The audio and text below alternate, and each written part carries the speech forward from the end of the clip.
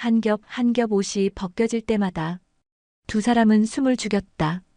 서로의 피부에 체온을 남기고 움직임 사이마다 조심스럽게 숨을 얹었다.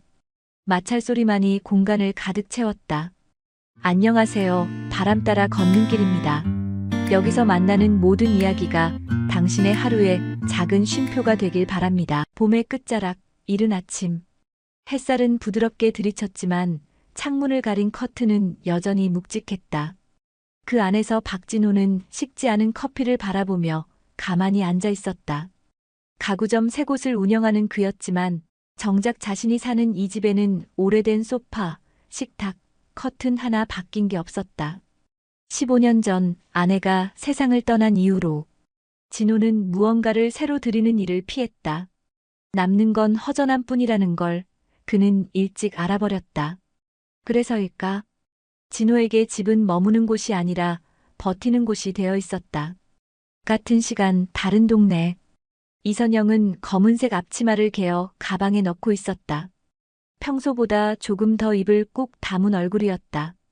오늘은 박 사장님 댁. 3년째 다니고 있지만 여전히 그 집은 낯설고 조용했다. 남편을 39에 잃고 두 아이를 키우며 살아온 20년. 세탁기 고장 나도 스스로 고치고 새벽 시장도 혼자 다녔다. 여자는 강해져야 산다. 그 말은 이제 체념처럼 굳어 있었다. 첫째는 사회초년생, 둘째는 예체능 대학생. 지금 이 시기 선영에게는 엄마 말고 아무것도 허락되지 않는 시간이었다. 진호의 대문이 열리는 소리가 났다. 익숙한 발소리. 그는 신문을 덮었다. 다녀왔습니다. 현관에서 조용한 인사가 들렸다. 이선영이었다. 어떤 날은 무심하게, 어떤 날은 지친 숨처럼 흘러나오는 그 인사. 진호는 천천히 고개를 들었다. 그녀는 짧은 눈인사를 하고 곧장 부엌으로 향했다. 아무 말도 오가지 않았지만 그 순간 오랜 시간 외로웠던 두 사람 사이로 낯선 따뜻함이 지나갔다. 오늘은 왜인지 말 한마디를 꺼내고 싶어졌다. 아침 드셨습니까? 그의 말에 선영이 놀란 듯 돌아봤다. 처음 듣는 목소리처럼 느껴졌다. 아니요. 아직이요. 진호는 식탁 의자 하나를 끌며 말했다. 계란은 잘 굽습니다. 같이 드시죠. 그날 아침 기름 살짝 둘러 구운 계란 2개, 토스트 2장, 따뜻한 차 한 잔. 거기 앉은 두 사람은 서로의 이름을 아직 정확히 부른 적도 없었지만 오랜만에 사람 같은 아침을 맞이하고 있었다. 식탁 너머, 창문 너머, 늦은 봄 햇살이 천천히 들어오고 있었다. 그 주 금요일 선영은 진호의 집에 나타나지 않았다. 연락이 없었다. 그녀는 늘 시간보다 10분 일찍 도착했고 한 번도 무단 결근을 한 적이 없었다.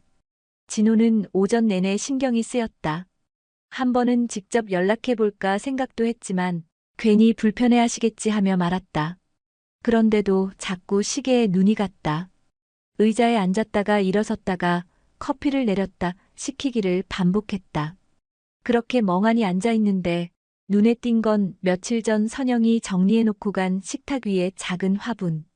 그녀가 없는데도 그녀가 자리를 비운 게 선명히 느껴졌다. 월요일 문이 열렸다. 익숙한 가방, 익숙한 인사. 다녀왔습니다. 목소리가 평소보다 약했다. 고개를 든 진호는 선영의 얼굴이 창백한 것을 단번에 알아챘다. 무슨 일 있었습니까? 아니요, 그냥 감기 좀 걸려서요. 이틀 쉬고 낫긴 했어요. 말은 그렇게 했지만 눈 밑엔 다크서클이 져 있었고 기침도 여운이 남아 있었다. 진호는 말없이 주방으로 향했다. 몇 분 뒤 작은 접시와 함께 돌아왔다. 거기엔 감기약, 따뜻한 물, 꿀절인 생강 조각 몇 개가 놓여 있었다. 감기, 오래가면 안 좋습니다. 집은 따뜻하게 하고 주무세요. 선영은 말없이 그걸 바라보다가 눈이 붉어졌다.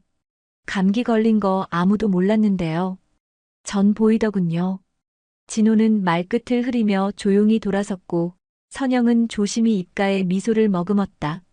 그날 청소를 마치고 선영은 현관 앞에서 망설이다 돌아봤다. 진호는 아직 소파에 앉아 있었다. 그녀는 천천히 입을 열었다. 사장님, 예. 저 다음엔 늦게 오는 날 있으면 미리 연락드릴게요. 예. 고맙습니다.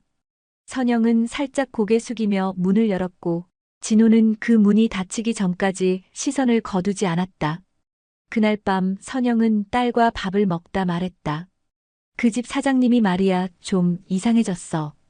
왜 뭐라 그랬어? 아니 감기약이랑 생강을 내오더라. 딸은 피식 웃었다. 이상한 게 아니고 좀 챙겨주신 거 아니야? 그런가. 선영은 밥숟갈을 잠시 내려놓고 멍하니 창밖을 바라봤다. 창문 너머 아직도 어딘가 감기 기운이 남은 봄밤이었다. 그날 오전 진호는 잠깐 외출 중이었다. 선영은 늘 하던 대로 청소를 마친 뒤 거실 조명을 살폈다. 며칠 전부터 깜빡거리던 전구가 마침내 완전히 꺼져 있었다. 이럴 줄 알았지.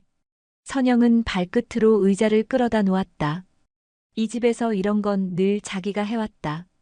진호는 이런 일엔 손을 대지 않았다. 아니, 대지 않으려 했다. 의자 위로 올라선 선영은 두 팔을 뻗어 전구를 돌리기 시작했다. 하지만 오래된 소켓이 말썽이었다. 손에 힘을 더 주는 순간 갑자기 의자가 끼익하며 흔들렸다. 아야.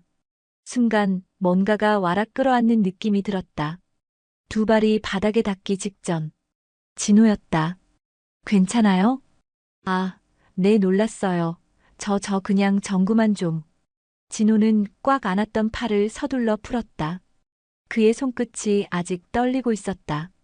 눈빛엔 놀람과 걱정과 무언가 설명되지 않는 복잡함이 섞여 있었다.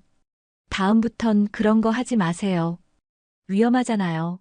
제가 하면 됩니다. 선영은 순간 아무 말도 못하고 고개만 끄덕였다. 그 말투는 다정한 것도 무뚝뚝한 것도 아닌 조심스럽지만 단호한 울림이었다.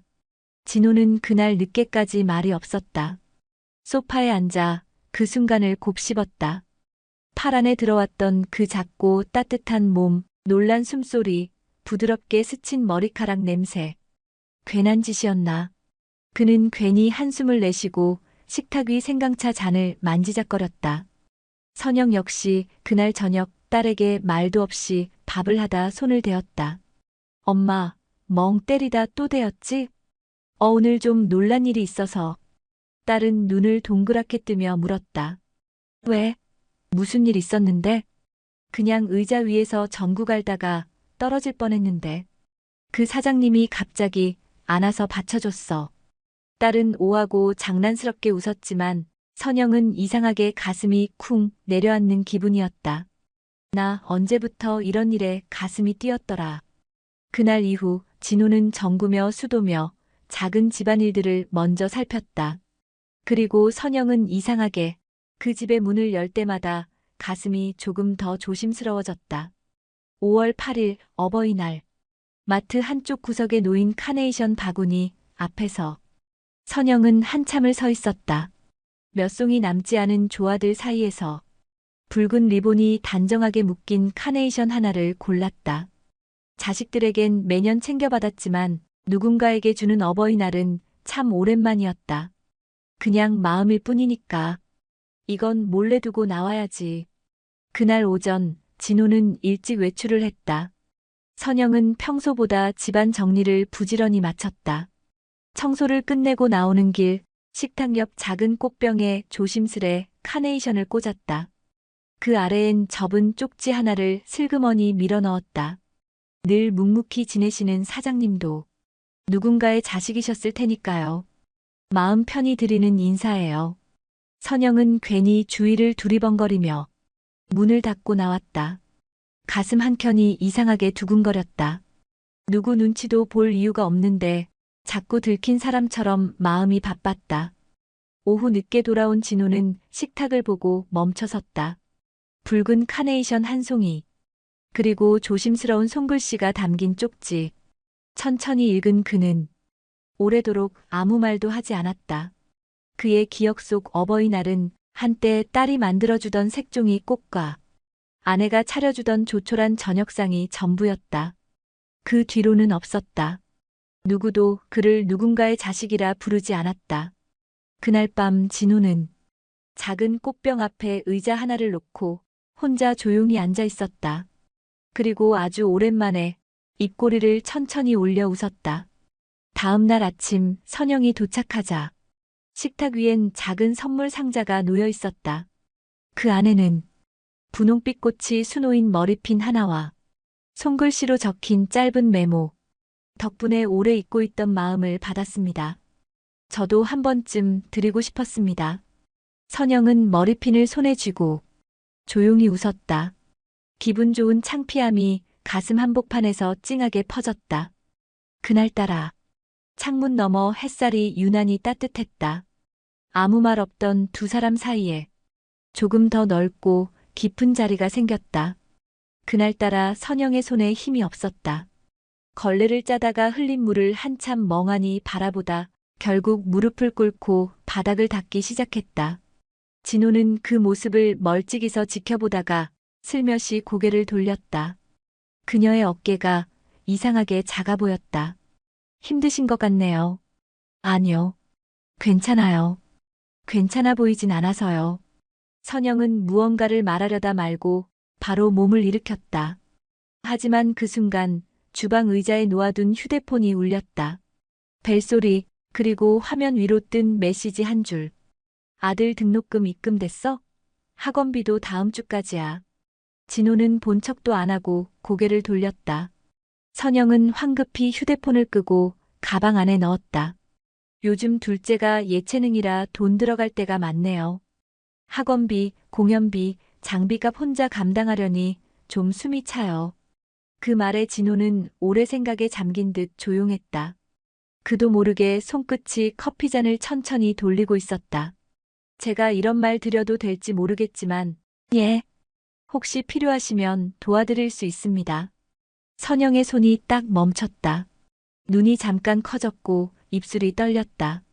아니에요. 그런 말씀 마세요. 저는 일한 만큼 받고 거기까지만 해요. 도움 그런 건 받아본 적도 바란 적도 없어서. 진호는 고개를 끄덕였지만 그의 눈빛엔 그녀가 모르는 복잡한 감정이 담겨 있었다. 그럼 일은 제가 더 시켜야겠네요. 많이 받으시게. 선영은 순간 웃고 말았다. 그 웃음엔 고마움도 미안함도 그리고 조금은 지친 마음도 섞여 있었다. 그날 밤 진호는 가구점 사무실에 앉아 손수 만든 원목 책상 하나를 바라봤다. 몇 달 전 만든 작품이지만 아직 팔지 않고 남겨둔 채였다. 잠시 후 그는 전화를 걸었다. 거기 그 학원 예체능 장비 후원건 문의드리는데요. 익명으로 진행해도 되죠? 다음 날 선영의 아들이 문자를 보냈다. 아들 엄마, 이번 학원비 누가 내줬대 후원이라는데. 뭐야 이거? 선영은 휴대폰을 들고 한참을 말없이 앉아 있었다. 그리고 문득 그날 진호가 했던 말을 떠올렸다. 혹시 필요하시면 도와드릴 수 있습니다. 그녀는 천천히 진호의 집으로 향했다. 그날따라 하늘은 잿빛이었고 바람은 선선했지만 어디선가 따뜻한 기운이 느껴졌다. 진호는 말없이 마루에 앉아 있었다. 선영이 와도 일어나지 않았다. 그녀는 조용히 옆에 앉으며 말했다. 감사해요. 무슨 말씀인지 모르겠습니다. 그냥 알아요. 둘은 말없이 나란히 앉아 텅 빈 마당을 오래도록 바라봤다. 그날 처음 선영은 진호에게 등을 기댔다. 그는 한참을 망설이다 작게 어깨를 움직여 그녀의 머리를 조금 더 편히 받쳐주었다. 숨은 고요했고 마음은 복잡했고 하지만 그 순간만큼은 따뜻했다. 그날은 동네 장날이었다. 3일마다 열리는 작은 골목 시장엔 늙은 노점상들과 잔소리 많은 단골들이 뒤엉켜 시끌벅적했다.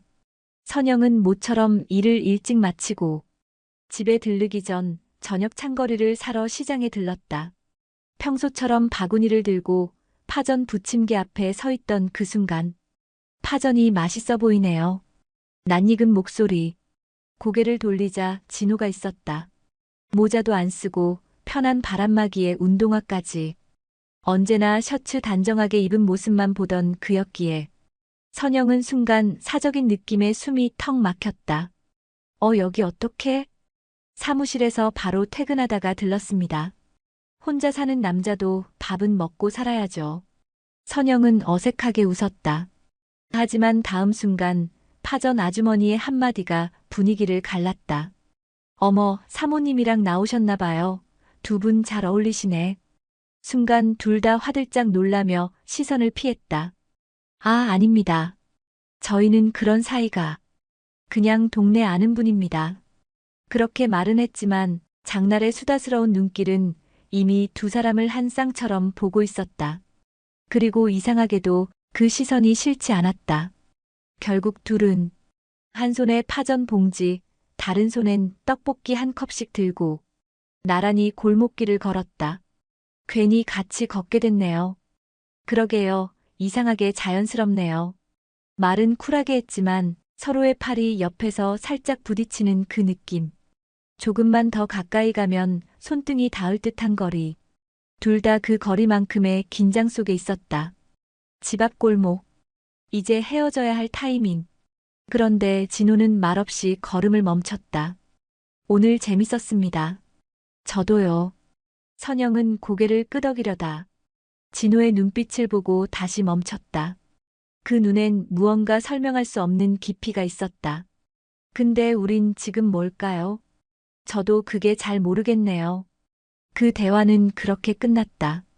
둘 다 다른 말을 덧붙이지 못했다. 하지만 돌아서던 순간 진호는 선영의 등을 한참 동안 바라봤다.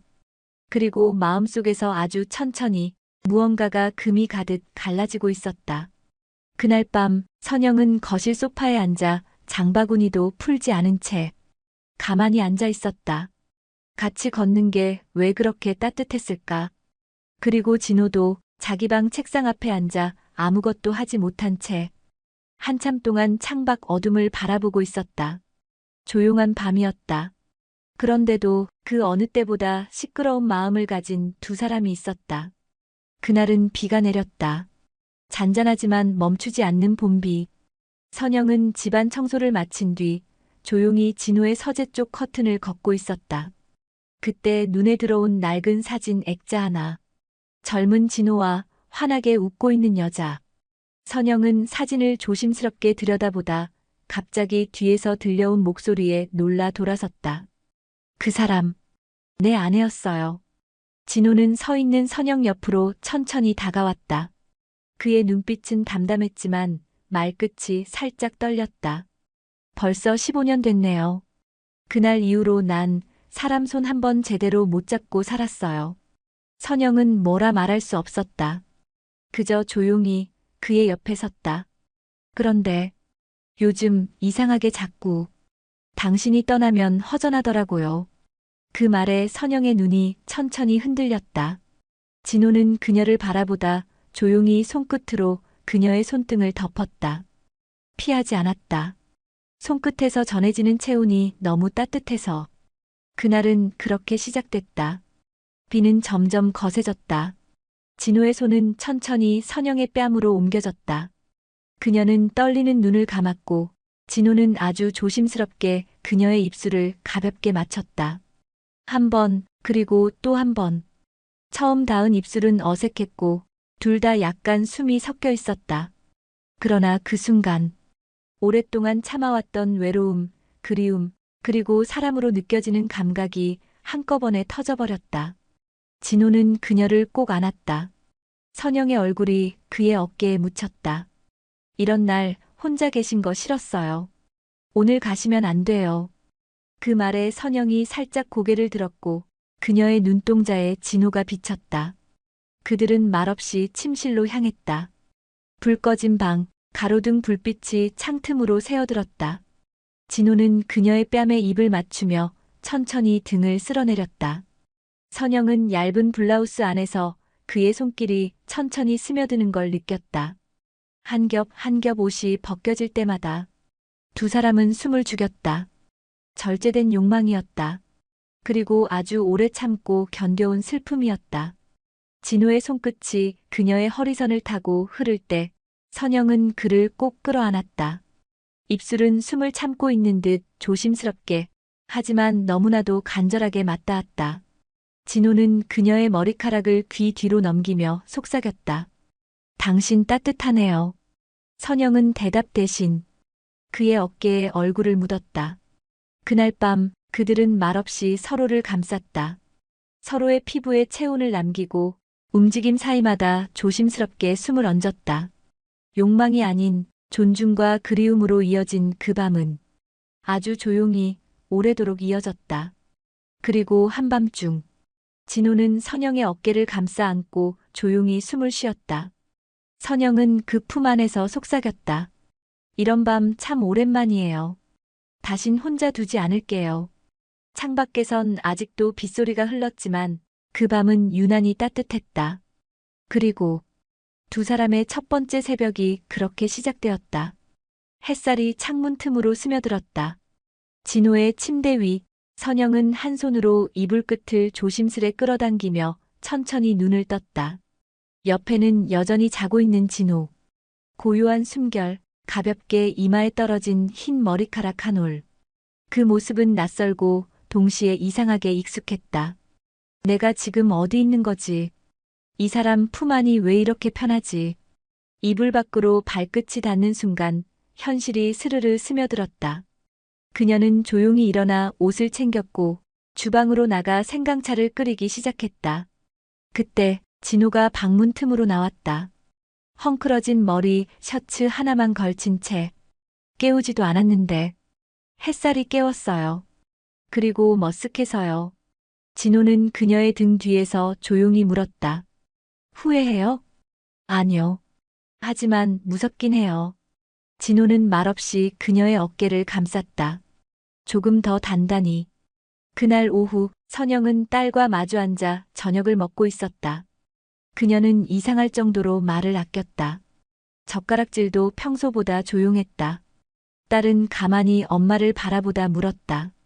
엄마, 요즘 무슨 일 있어요? 응, 그냥 얼굴이 좀 다르다. 누구 만나? 선영은 젓가락을 잠시 멈췄다. 그냥 아는 분이랑 밥 한 번 먹었어. 응? 누구? 그 가구점 사장님. 내가 아는 그분. 딸의 표정이 확 굳었다. 눈썹이 살짝 올라갔고 입술은 꾹 다물어졌다. 그 나이 차이 나는 분이랑요? 엄마, 진심이에요? 선영은 그 순간 처음으로 자신이 누군가에게 설명해야 할 처지라는 걸 느꼈다. 엄마도 사람이고 여잔데 그냥 그랬어. 그날은 그 사람이 혼자 두고 싶지 않게 보였어. 딸은 말없이 수저를 내려놓았다. 그리고 조용히 방으로 들어갔다. 문이 탁 닫히는 소리가 이상하게 가슴에 박혔다. 한편 진호도 사무실에서 전화를 받았다. 형님, 요즘 집에 가정부분이 자주 계시다던데요? 혹시 무슨 사이세요? 거래처 후배의 농담 반 진담 반. 그냥 신경 쓰지 마라. 진호는 핸드폰을 내려놓고 창밖을 한참 바라봤다.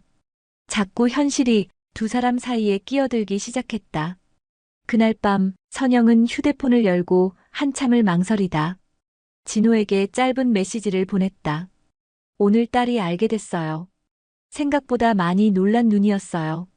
잠시 후 도착한 답장. 당신 딸이 놀란 만큼 나도 내가 이 나이에 설렐 줄 몰랐습니다. 근데 놓치고 싶지 않아요. 너무 늦기 전에 한 번은 붙잡고 싶네요.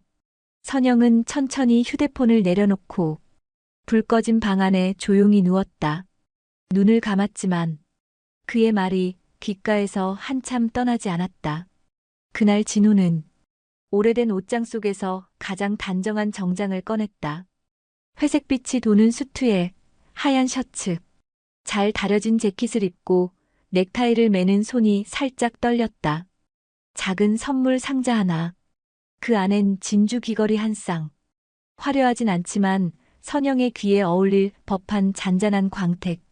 그 여자분 오늘 가족들도 계실 거예요. 괜찮습니다. 그분의 가족이라면 마주해야죠. 진호는 택시를 타고 선영의 집 앞에 섰다. 그 시각 선영은 식탁 앞에서 아이들과 함께 저녁을 먹고 있었다. 누구세요? 박진호입니다. 문을 열자마자 딸과 아들의 시선이 동시에 그에게 향했다. 예상보다 젊고 단정한 인상이었지만 정장에 단추까지 채워 입은 모습에 순간 긴장감이 흘렀다. 진호는 고개를 숙이며 말했다. 실례합니다. 저는 당신들의 어머니를 사랑하는 사람입니다. 그래서 오늘 직접 와서 인사드리고 싶었습니다. 선영은 얼떨떨한 표정으로 서 있었고 딸은 눈을 동그랗게 떴다. 아들이 먼저 물었다. 지금 저희 엄마랑 사귀세요? 네. 조심스럽게 만나고 있습니다. 경솔하지 않으려 고민 끝에 왔습니다. 딸은 말없이 진호를 뚫어지게 바라보다 조심스레 물었다. 엄마, 진짜야? 응, 엄마도 사람이야. 그리고 여자로서 마음이 움직였어. 미안하다. 그 순간의 정적. 진호는 주머니에서 작은 선물 상자를 꺼내며 말했다. 부담 주고 싶은 마음은 없습니다. 다만, 한 여자를 진심으로 아끼고 이젠 그분 삶에 책임지고 싶은 사람으로서 왔습니다. 어머니가 혼자 버텨온 세월이 조금이라도 덜 힘들었으면 좋겠습니다. 그 말에 딸의 눈가가 흔들렸다. 아들은 입을 꾹 다문 채 고개를 살짝 돌렸다. 그 순간 선영이 살며시 그의 옆에 섰다. 그리고 조용히 말했다. 나 이 사람 놓치고 싶지 않아. 딸은 한참을 말없이 있다가 조용히 말했다. 엄마가 원한다면 저희가 뭐라고 말하겠어요. 다만 아프게만 하지 말아주세요. 제발. 진호는 고개를 깊게 숙였다. 감사합니다. 그날 밤 선영은 창가에 앉아 진호가 놓고 간 작은 상자를 열어보았다. 작은 진주 귀걸이, 그리고 손편지 한 장. 늦은 나이에 이런 선물을 준비하는 게 조금은 어색했지만 당신에게 어울릴 것 같아서요. 그녀는 소리 없이 웃었고 귀걸이를 조심스레 꺼내 귀에 걸었다. 거울 속 자신을 보고 속으로 이렇게 되뇌었다. 이제 나도 한 여자로 살아보려고 해요. 계절은 한 바퀴 돌아 다시 봄. 거실 창문 너머 가지마다 꽃봉오리가 맺히기 시작했다. 진호는 작은 의자에 앉아 햇살이 비치는 마당을 바라보며 차를 마시고 있었다. 문이 열리고 선영이 앞치마를 두르고 나왔다. 거기 앉아 있으면 또 감기 들어요. 그 등바지도 차갑고 당신이 감기 들면 걱정이지만 내가 감기 들면 그냥 잔소리만 듣더만. 선영은 피식 웃으며 그 옆에 앉았다. 두 사람이 마주 앉아 조용히 차를 마시는 그 풍경은 누가 보기에도 부부 같았다. 그렇다고 혼인신고를 한 것도 무슨 절차를 거친 것도 아니었다. 그저 그날 이후로 함께 살기 시작했을 뿐. 주말이면 함께 시장을 돌았고 저녁이면 TV 드라마를 나란히 봤다. 밤엔 서로 등을 맞대고 자는 게 이제는 너무도 익숙해졌다. 선영은 종종 말했다. 처음엔 내가 이 집에 일하러 온 건지 살러 온 건지 헷갈렸어요. 지금은요? 지금은 집이네요. 당신이 있으니까. 진호는 말없이 그녀의 손등을 감싸쥐곤 했다. 그게 이 남자의 방식이었다. 어느 날 선영의 딸과 아들이 함께 놀러 왔다. 딸은 주방에서 진호가 생강차를 데우는 걸 지켜보다 말했다. 이젠 진짜 우리 아빠 같아요. 나이 차이는 나도 아는데 엄마가 편안해 보여서요. 그래서 그냥 좋더라고요. 진호는 짧게 웃으며 고개를 숙였다. 그날 저녁 식탁에 앉은 네 사람의 분위기는 가족과 다름없었다. 밤, 진호는 선영과 나란히 앉아 책을 읽다가 문득 창밖을 바라봤다. 그날 기억나요? 처음으로 같이 밥 먹던 날. 내가 당신한테 계란 프라이 해줬던 날이요? 응. 그때 난 몰랐어요. 그날이 이렇게 큰 시작이 될 줄은. 선영은 그의 어깨에 고개를 기댔다. 난 그날부터 매일이 조금씩 사라지는 기분이었어요. 진호는 그녀의 손을 천천히 잡았다. 두 사람의 손가락이 포개지던 그 밤, 창밖의 봄바람이 살며시 커튼을 흔들었다. 서로의 이름을 부르지 않아도 말없이 따뜻해지는 그런 봄날이었다. 사람이 사람을 안다는 건 거창한 사랑이 아니라 하루하루의 숨결과 체온을 나누는 일이구나. 그렇게 그들은 말없이 서로를 향해 걸어갔다. 이번엔 누구의 허락도 없이